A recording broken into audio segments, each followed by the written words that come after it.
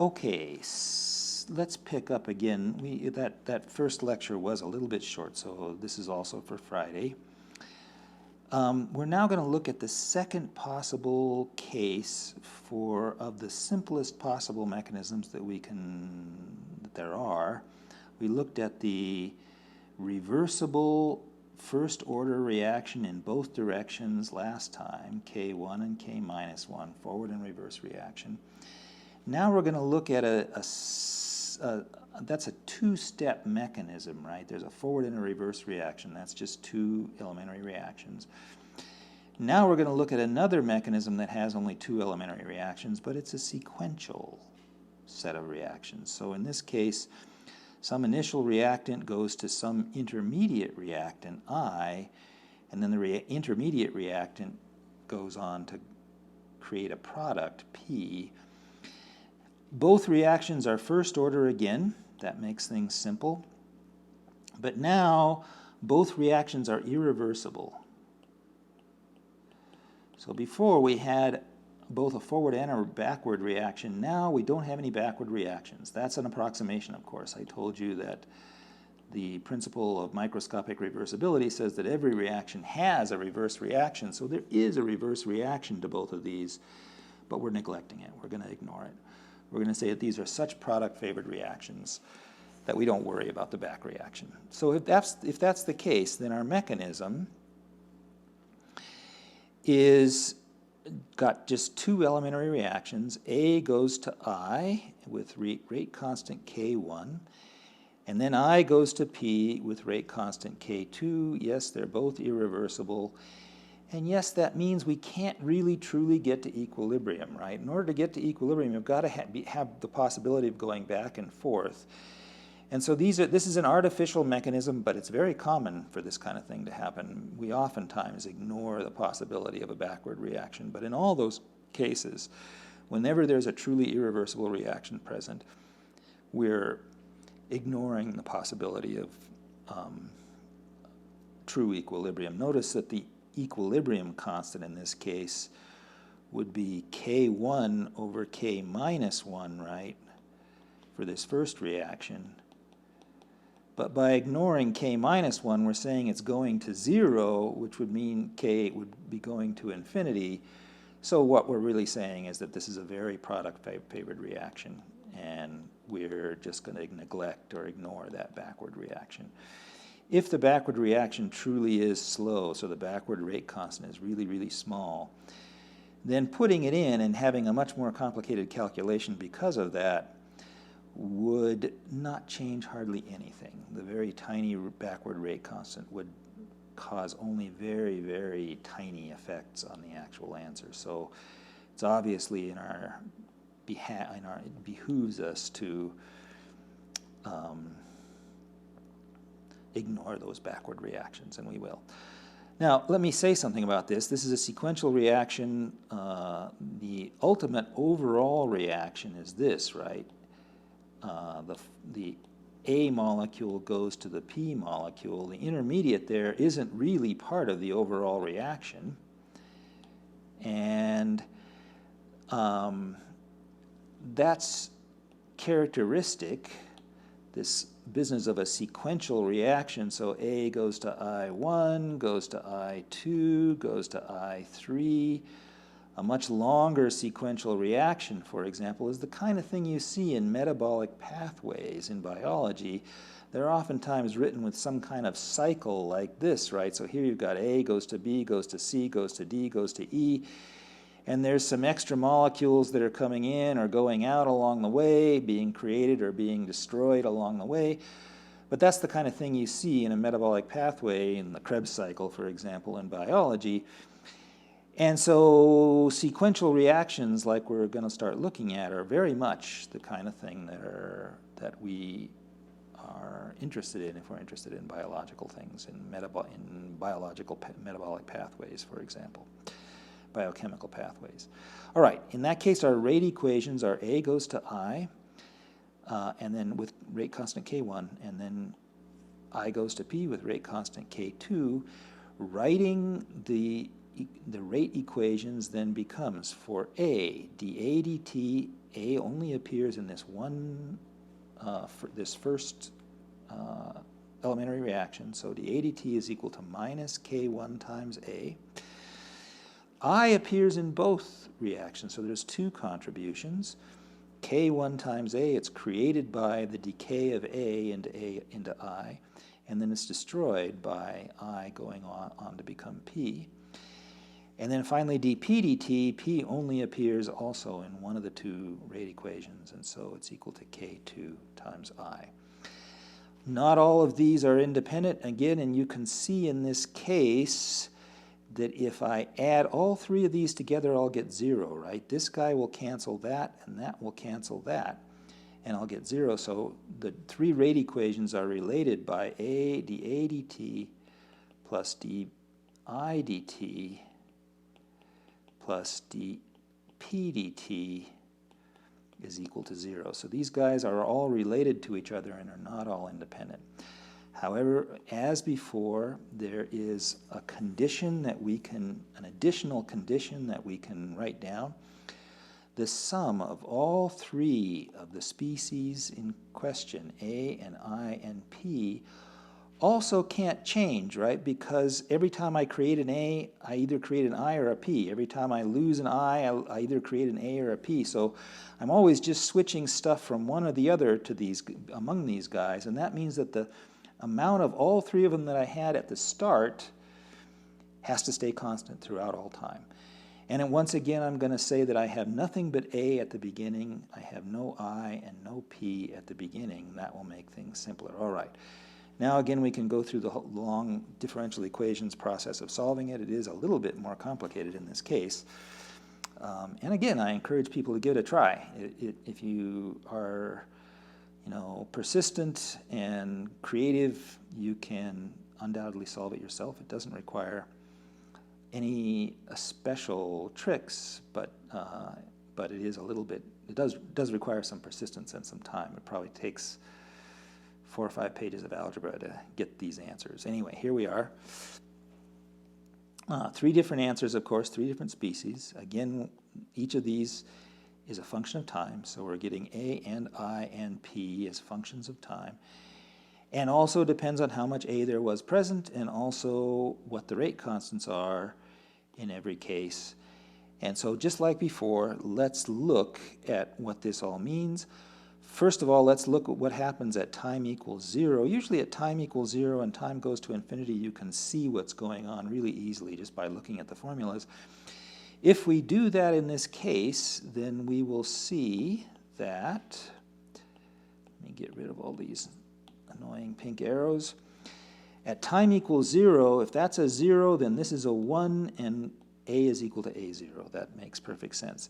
If time is equal to 0 there and there, then both of these are 1s, and this goes to 0. And so no, the I concentration is 0 at time 0, no I at the beginning. Likewise, if that's equal to 0 and that's equal to 0, then this is a 1, that's a 1, that's a K1, that's a minus K2. Notice that then we'll have K1 minus K2 on top and K2 minus K1 on the bottom, so we'll have a minus 1 here, which will cancel that plus 1, and again we'll get 0 for the product concentration. That totally makes sense. Of course, we started out with 0, we better get that. So all A, no I, no P at t equals 0. That's consistent with the conditions we set up at the beginning. If we let time go to infinity, then what happens? Again, let me get rid of all this pink stuff.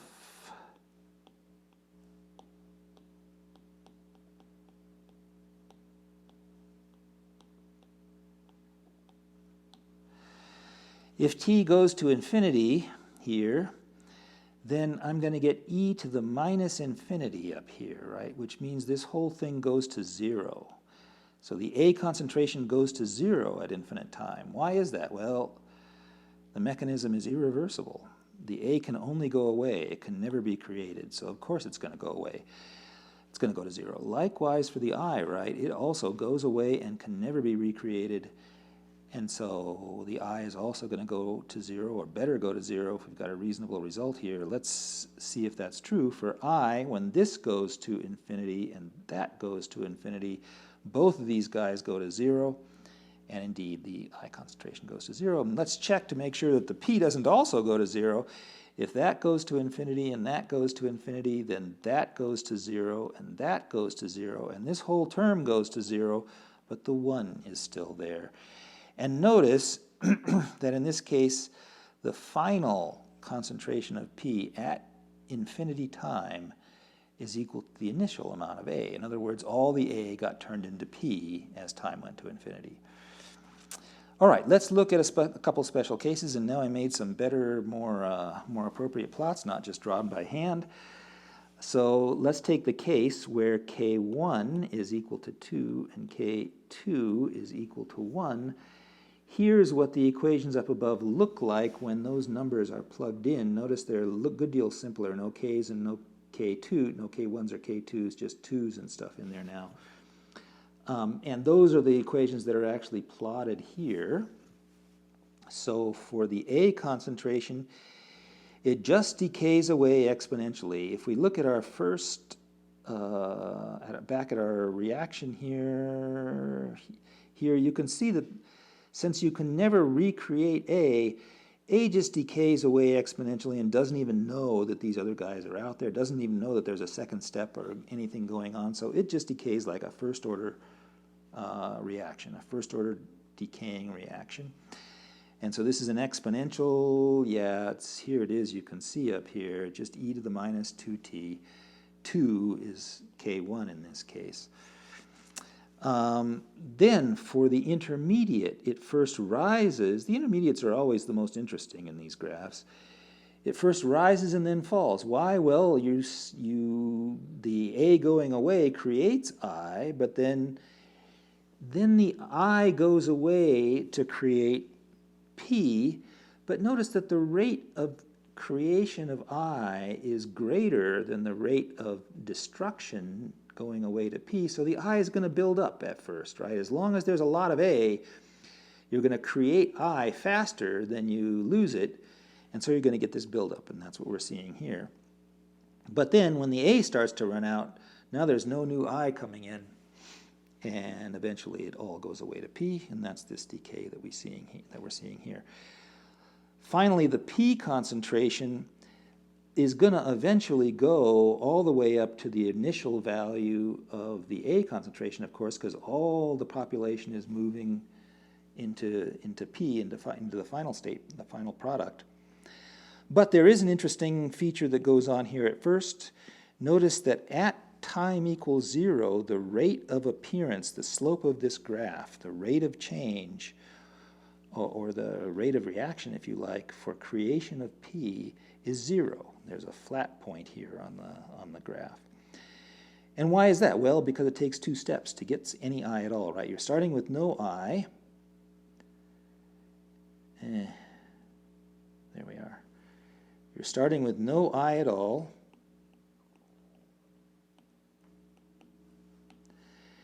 And so you don't get any P right at the beginning. You have to create some I before you can get some P, and that's why there's this little initial delay down here, or early delay as I call it here. And that's why the curve has this little flat part at time equals 0. That's a characteristic of a reaction that has more than one step. Let's suppose you had limited time resolution on your spectrometer when you're monitoring this reaction, for example, and you couldn't see this first part of the reaction. Could you tell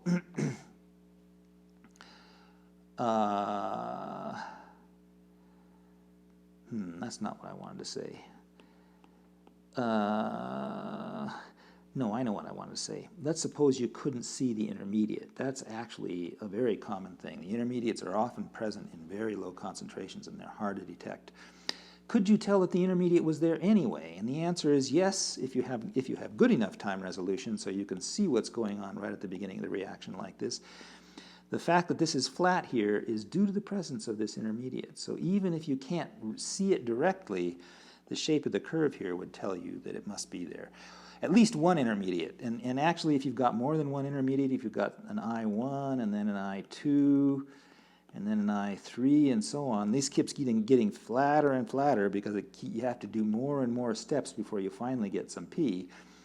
And so you can, by looking, if you have really good data, you can even tell what the order, how many intermediates there are in your long chain of reactions, but just by looking at the product concentration as a function of time. All right, second case. Now the first rate constant is 10, and the second rate constant is 1. All this is the same case again, except that we've changed the 2 that used to be here to 1. But in this case, because the rate constants are so different, because the rate constant for the first step is so much faster, 10 times faster than the rate constant for the second step, that makes this second step a rate-limiting step. We'll talk about that a lot. The idea of a rate-limiting step is, I think everybody already knows from freshman chemistry, the idea of a rate-limiting step is really powerful. It allows you to learn all kinds of things about a reaction right away without doing very much work or having to do anything, make any difficult measurements. So in this case, what's going to happen? Let's just look at it qualitatively. The A is going to very rapidly turn into I, right? Which means the A is going to go away fast, and that's what's happening here, right? The black curve now is dropping really fast because the A is disappearing really fast. The I is only going to go away very slowly, so pretty much all of the A is going to build itself up on I. It's going to all convert to I before it has very much chance to convert itself to P. And that's what you're seeing here. This I concentration first rises now, but it rises to 0.8, 80% of the amount that was present of A to begin with. And then it begins to fall again because, of course, it has to eventually all go to P. Again, you see this flat region in the early part of the P concentration. I didn't put P here, but yeah. Let me put it.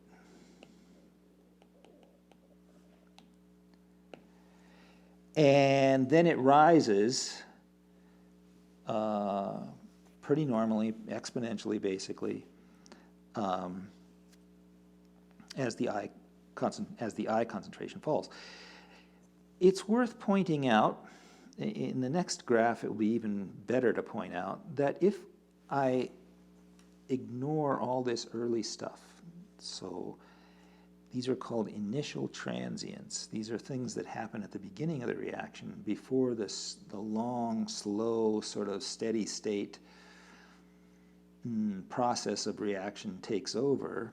If you ignore that, if you just don't look, don't make your measurements too early on, you start making measurements only here after about half of a second or whatever, then and you were to watch the I concentration falling and watch the A concentration rising, it would look like a single exponential reaction. So it would look like just I goes to P. And that's because this second step here is rate limiting. It's the overall creation of P, the rate at which P is created overall over the whole two-step process is almost not affected, only affected by maybe about 10% by the presence of this first step. 90% of the time that's required in order to create the P in the first place is taken in this second step because it's so much slower. All right, third case. I now have a slow first step and a fast second step. So in this case, the rate limiting step is the first step. And what does that mean? Well, it means that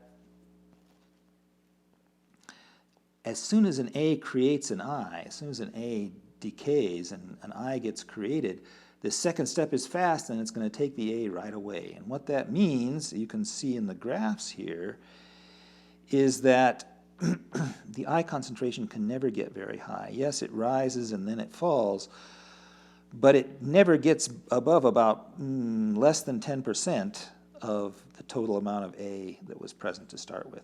On the other hand, the A concentration is decaying almost as if the I weren't present there at all. It's almost the same relationship as if you just had A goes to P. And that's because this first step now is a rate limiting step, and once you've created an I, it goes right away to the P, and that means that very little time is spent on this second step. Almost all the time, the total time is to get a P, is spent on this first step, and so the curves are going to look as if that intermediate wasn't there. This is a case especially where if you were looking at just, let's say, the P concentration, so let's suppose the P concentration is, let's suppose the P molecule is something that you can, that absorbs light, so you can, so it's got a red color, let's say, and you can look at it in a spectrometer.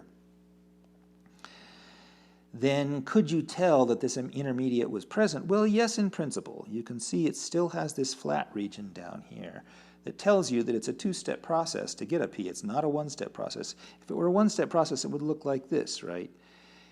There would be no flat region right at time 0. So the presence of that flat region tells you that it's a two-step process. But look, that flat region is not very big. If you have a little bit of experimental error, it might not be possible to tell whether it's a flat region or not. And so if your data are really good, you can still tell, even in this case, that there's a two-step process going on, but you do have to have good data in this case. All right. Another thing to say, because it's going to come up later, is that if I look at the I concentration, the intermediate concentration here, as a function of time, then you can see that because it's not, the I concentration is never very high, that the slope of the graph is also almost 0. In other words, the rate of change for the I concentration is almost 0. That's going to lead to something called the steady state approximation, which we're going to talk about later, which is a very powerful way of analyzing even quite complicated kinetic mechanisms. So I bring that up because it's going to come up later, yeah. So let me say also that this third case, where the intermediate concentration never gets very high, where the second step is very fast, is the usual situation. And the reason is that these intermediates that occur are oftentimes very reactive. So once you create them, first thing they bump into, they